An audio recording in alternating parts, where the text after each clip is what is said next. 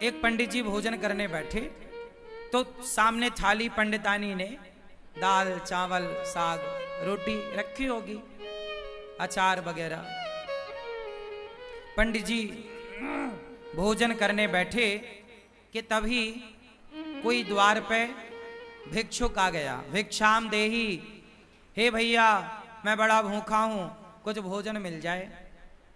पंडित जी भोजन करने ही बैठे हैं, सामने थाली है और द्वार पे कोई भूखा आ गया। पंडित जी ने सा सम्मान बुलाया, आओ आओ आओ भैया आओ। आसन लगाई और भोजन अपनी वाली थाली पंडित जी ने उन्हें दे दिया। और पंडितानी जी ने जो भोजन बनाया था वो जरा सा ही था, क्योंकि घर में कुछ था नहीं, जितना था उसने बनाया। थोड़ी सी दाल थी, आज दाल बनी, साग थी, चावल जो था भिक्षा में उसे मिला। ब्राह्मण थे, भिक्षा मांग कर लाते और जो मिलता खाते। तो आज उनका भोजन जरा कम था, पंडितानी के लिए जरा सा अंदर था। अब वो अतिथि आए और बैठे और वो पंडित जी की थाली में बैठ गए और वो बढ़िया खाए। पंडित जी अंदर गए, पंडितानी से कहा कि थोड़ा और दो रोटी। तो उसने बोला कि बस ये आखिरी 2 रोटी बची हैं। जब पंडितानी ने कहा कि आखिरी 2 रोटी बची हैं, तो वो जो बाहर बैठा खाने वाला अतिथि था उसने सुन लिया कि अब बस इनके पास 2 रोटी बची हैं। तो पंडित जी दोनों रोटी लेकर आए और कहा भैया प्रसाद पाओ, एक और दो रख दूं। उसने कहा नहीं नहीं अब नहीं चाहिए। वो भी समझदार कि अब बेचारे ये क्या खाएंगे, तो मना कर दिया। पंडित जी ने कहा ना, आप हमारे अतिथि हैं, आप पेट भर के खाओ। अच्छा बोले आपकी इच्छा है तो एक रख दो। तो 1 रोटी रख दी गई और 1 रोटी बची। अब वो अतिथि तो बढ़िया दाल चावल सब्जी रोटी खाकर 5 रोटी खाकर खुश था। पंडित जी की थाली में पंडितानी जी ने 4 रोटी रखी थी फर्स्ट में, 5 रोटी एक और मिल गई। 5 रोटी खा के उसका बढ़िया पेट भर गया, वो चला गया। अब दोनों पंडित पंडितानी बचे तो पूरे बर्तन लाके बाहर रखे और थाली लगाई 2। अब 2 थाली लगी हैं, पीछे की बची हुई जरा सी साग। अब आप जानते हैं दाल बची तो क्या बची होगी, जरा कटोरी आधी कटोरी। अब उसमें दोनों लोगों ने थाली अपनी पंडित पंडितानी ने तैयार करी और रोटी थी 1। तो आधी रोटी पंडित जी ने रखा, आधी रोटी पंडितानी जी ने रखी। और चावल जरा सा रहा होगा तो थोड़ा सा चावल आधा आधा उन्होंने रखा और उन्होंने प्रसाद पाया। अब ये सोचो कि आधी रोटी में क्या पेट भरता है। दिन भर से आदमी कुछ नहीं खाया, शाम को भी कुछ नहीं मिलना, एक ही बार खाना है और नाश्ता भी कुछ नहीं हुआ, आधी रोटी मिली। तो आधी रोटी खाई पंडित जी ने, जरा सा चावल पंडितानी जी ने खाए। अब पंडित जी ने जैसे ही भोजन किया आधी रोटी का और जरा से चावल का और खा के ना उन्होंने हाथ धुले। तो उनके हाथ का जो धुलने का पानी था वो पहले के लोग ना आंगन में बाहर जाके हाथ धुलते थे, थाली में हाथ धुलने की परंपरा नहीं थी। आज भी हम लोग थाली में हाथ नहीं धुलते। आप लोग खाते हो थाली में हाथ निचोड़ देते हो, ये गलत परंपरा है। हाथ कभी थाली में नहीं धुलना चाहिए। थाली को खा लो, मतलब दाल चावल सब्जी रोटी एक एक दाना खा लो और थाली को धुलो, थाली पे हाथ मत धुलो। पंडित जी बाहर हाथ धुलने गए तो जहां उन्होंने हाथ धुला वहां एक छोटा पेड़ था। वहां पेड़ के पास ना एक नेवला था। क्या था? नेवला। सांप और नेवले की लड़ाई होती है ना, तो नेवला जीतता है, वो नेवला था। तो नेवला के पूंछ की तरफ पंडित जी के हाथ का धुलने का पानी गिरा और वो नेवले की पूंछ गीली हो गई। आधा पीछे का हिस्सा, पूंछ का हिस्सा गीला हुआ और जैसे ही पूंछ पे पानी गिरा उसके पूंछ का रंग सोने जैसा हो गया, सुनहरा। नेवले ने पूंछ देखी, पंडित जी से बात करी, पंडित जी आपने पानी डाला तो मेरा देखो ये रंग सुनहरा हो गया, सोने जैसा, मेरी पूंछ सोने जैसी हो गई। आप एक काम करो, मेरे पूरे शरीर में पानी डाल दो, मैं सुंदर हो जाऊंगा। पंडित जी बोले मैंने तो अपना हाथ धुल लिया। नेवले ने कहा महाराज ये बताओ कि आपके पानी डालने से मेरा ये शरीर का रंग कैसे बदल गया, सुनहरा हो गया, सोने के कलर का। अब मुझे पूरा शरीर सोने का करना है, पूरा शरीर सोने की तरह चमके मेरा। आधा हो गया मेरा, आधा बताओ कैसे होगा। कल मैं आऊं, आप मेरे ऊपर फिर हाथ धुल देना। पंडित जी बोले नहीं, अब तुम जाओ धर्मराज युधिष्ठिर के राज्य में। धर्मराज युधिष्ठिर यज्ञ कर रहे हैं, उस यज्ञ में ब्राह्मण लोग भोजन कर रहे हैं। जाओ, जहां ब्राह्मण लोग भोजन करके हाथ धुलेंगे, धर्मराज युधिष्ठिर सबको अन्नदान कर रहे हैं, बहुत बड़ा यज्ञ हो रहा है। जाओ, यदि तुम्हारा किसी ब्राह्मण के हाथ धुलने के जल से यदि तुम्हारा शरीर सोने का हो जाए तो समझ लेना कि धर्मराज का यज्ञ पूरा हो गया। जाओ। अब वो नेवला बड़ा खुश धर्मराज युधिष्ठिर के राज्य में पहुंचा, और जहां सारे ब्राह्मण भोजन करते और पानी से हाथ धुलते, एक अलग जगह पर नेवला जाके वहीं बैठ गया। हजारों नहीं लाखों ब्राह्मणों ने हाथ धुले, हजारों नहीं लाखों लोगों ने प्रसाद पाया, लेकिन नेवले का रंग सुनहरा नहीं हुआ। अब जब सारे ब्राह्मण खाए, दक्षिणा ले लेके चले गए, तो धर्मराज युधिष्ठिर बोले देखो, अर्जुन बोले कि देखो अब राजाओं की एक सभा लगी। उस राजाओं की सभा में अर्जुन ने बोला, भीम भैया ने बोला, देखो आज तक के इतिहास में इतना बड़ा अन्नदान जितना बड़ा धर्मराज युधिष्ठिर ने किया, जितना बड़ा यज्ञ युधिष्ठिर ने किया, आज तक किसी ने नहीं किया। इतना बड़ा यज्ञ किसी ने नहीं किया, इतना बड़ा अन्नदान किसी ने नहीं किया, इतना सारा सोना चांदी हीरा मोती दान दिया युधिष्ठिर जी ने। तब नेवला बोल पड़ा, नेवला, ए भीम चुप रह।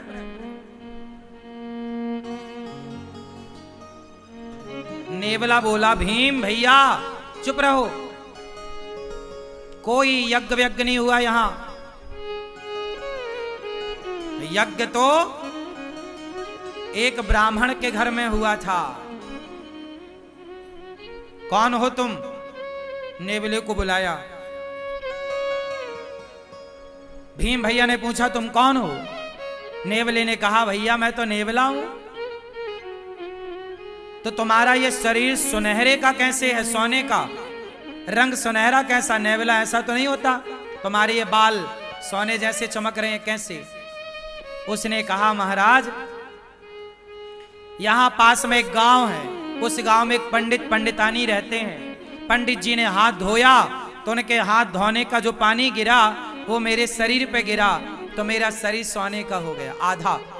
और उन्होंने कहा कि युधिष्ठिर के यज्ञ में जाओ, यदि तुम्हारा पूरा शरीर सोने का हो जाए तो समझ लेना कि उनका यज्ञ पूरा हो गया।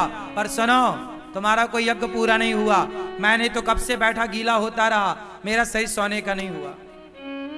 और तुम कह रहे हो कि धर्मराज ने इतना बड़ा यज्ञ किया, इतना दान किया। वो पंडित जी ने जो हाथ धोले तो मेरा शरीर बदल गया, और तुम्हारे यहां तो इतने ब्राह्मण खाए, कुछ नहीं हुआ। भगवान श्री कृष्ण भी उस सभा में बैठे थे। भगवान कृष्ण मुस्कुरा रहे हैं मंद मंद। अर्जुन गए, हे श्याम सुंदर, ये आप ही जानो ये नेवला कौन, ये क्या कह रहा है, आप बताओ कि यज्ञ पूरा हुआ कि नहीं। अब सब में ये कौतूहल हो गया ना कि भाई धर्मराज ने इतना पैसा खर्च किया पर इनका तो यज्ञ पूरा हुआ ही नहीं। नेवला कह रहा है कि जब तक पूरा शरीर सोने का नहीं होगा यज्ञ पूरा नहीं माना जाएगा। अब श्री कृष्ण से जब कहा गया तब भगवान श्री कृष्ण ने कहा कि सुनो, अभी आपका यज्ञ पूरा नहीं हुआ, इसलिए इसका शरीर सोने का नहीं हुआ। हो जाएगा पूरा तो इसका शरीर निश्चित सोने का होगा। अर्जुन ने कहा कि हे प्रभु, मेरे भाई ने युधिष्ठिर जी ने जितना बड़ा यज्ञ किया, आज तक इतना बड़ा यज्ञ किसी ने नहीं किया। जब किसी ने नहीं किया तो इसका आधा शरीर सोने का कैसे हुआ? भाई इतना बड़ा यज्ञ तो किसी ने नहीं किया, और ये इसका शरीर पूरा सोने का यज्ञ में होगा, तो आधा शरीर जो इसका सोने का हुआ वो कैसे हुआ, मैं ये जानना चाहता हूं। तब भगवान कृष्ण बोले, नेवला तू ही बता। तब नेवले ने बताया कि महाराज मैं वहां गया, पंडित जी भोजन करने बैठे थे, कोई अतिथि आया तो अपनी थाली खिसकाई और आधी रोटी खाई, और संतोषजनक भाव से उन्होंने अतिथि को भोजन कराया, और जितना मिला ईश्वर का धन्यवाद देकर बिना शिकायत के और प्रसन्न चित्त से दोनों पति पत्नी आनंद से थे। उन ब्राह्मण का, संतोषी ब्राह्मण, भक्त ब्राह्मण, वो भक्त था, संतोषी था, उस संतोषी और उस भक्त का हाथ का जब धौमन मेरे शरीर पर पड़ा तो मेरा शरीर आधा सोने का हो गया। अर्जुन बोले, प्रभु ये क्या है? भगवान बोले, अर्जुन तुम्हारे भाई ने करोड़ों रुपए खर्च करके जो यज्ञ किया, करोड़ों रुपए खर्च करके उस यज्ञ से तुम्हारे भाई को जितना पुण्य नहीं मिला, उससे ज्यादा पुण्य उस ब्राह्मण को एक भूखे को भोजन कराने से मिल गया। क्यों? क्योंकि तुम्हारे पास तो करोड़ों हैं, तो तुम करोड़ों खर्च कर रहे हो, पर ब्राह्मण के पास तो एक थाली भोजन ही था, 4-6 रोटियां ही थी, लेकिन उसने अपना संपूर्ण दान कर दिया, सर्वस्व दान कर दिया। उसकी तो सर्वस्व के नाम पर इतनी ही संपत्ति थी ना, थाली में भोजन। अर्जुन बोले, अब ये बताओ इसका शरीर कैसे सोने का होगा? बोले, आपके राज्य में कोई भूखा है, जाओ पहले खोज करो। खोज किया तो पता लगा कि जंगल में एक महात्मा भूखे बैठे हैं। धर्मराज का यज्ञ सब ब्राह्मण भोजन कर लिए, पर एक ने नहीं किया, तो अभी यज्ञ पूरा नहीं हुआ। उस महात्मा को बुलाया गया, निवेदन किया गया, और जब वो आए और उन्हें भोजन कराया गया, और जब उन्होंने हाथ धुले तो उनके हाथ का धौमन इस के शरीर पे जाकर पड़ा, तो इसका पूरा शरीर सोने का हो गया, एक सा हो गया, पीछे से आगे तक सुनहरा हो गया पूरा। इसके बाल बिल्कुल सोने की तरह चमकने लग गए। घंटा बंधा था, टन टन टन टन करके बजने लग गया। युधिष्ठिर, आपका यज्ञ संपन्न हुआ। यज्ञ कब पूरा हुआ? जब भोजन कराया। कोई भी यज्ञ कर लो साहब, जब तक अन्नदान नहीं करोगे वो यज्ञ पूरा नहीं होगा। इसलिए सबसे बड़ा यज्ञ अन्नदान ही है। आप और किसी यज्ञ में उलझो मत, आप सीधा किसी भूखे को भोजन करा दो, वही सबसे बड़ा यज्ञ है। इसलिए गौरी गोपाल आश्रम में रोज यज्ञ होता है। कौन सा यज्ञ? सेवा का यज्ञ। सवेरे 8 बजते ही संतों की टोली आ जाती है, कीर्तन करने लग जाती है। रोज गोविंद हरे गोपाल हरे, रोज कीर्तन होता है गौरी गोपाल में संतों के द्वारा, और उन्हें भरपेट आप लोग दान करते हो, उन्हें आप भोजन कराते हो अपनी ओर से।